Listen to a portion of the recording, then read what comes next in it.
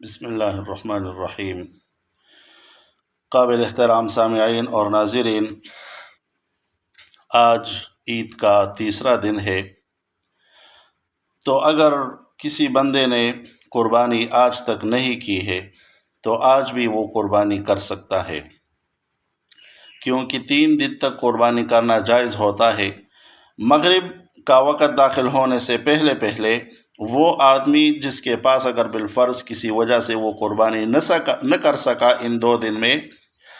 تو وہ آج تیسرے دن بھی اس کے پاس اگر وہ ساتھ طاقت مال دولت آیا ہو، پہلے نہیں تھا آج آیا ہے، یا کسی اور عذر کی وجہ سے وہ نہ کر سکا اور وہ عذر اس کا ختم ہو گیا، تو آج عصر کی نماز کے بعد یعنی مغرب کی نماز داخل ہونے سے پہلے وقت داخل ہونے سے پہلے آج بھی آدمی قربانی کر سکتا ہے۔ اسی طرح دوسری اہم و ضروری بات تکبیرات تشریق کے بارے میں کہ آج چونکہ عید کا یعنی تکبیرات جب سے شروع ہوئے ہیں آج چوتھا دن ہے، تو آج عشاء کی نماز کے بعد جب تکبیریں پڑھی جائے گی تو 20 نمازیں تقریباً مکمل ہو جائے گی، اور یہ 23 نمازوں کے اندر مکمل کرنا ہے۔ تو کل منگل والے دن 10 تاریخ کو، کل منگل والا دن ہے، 10 تاریخ ہے،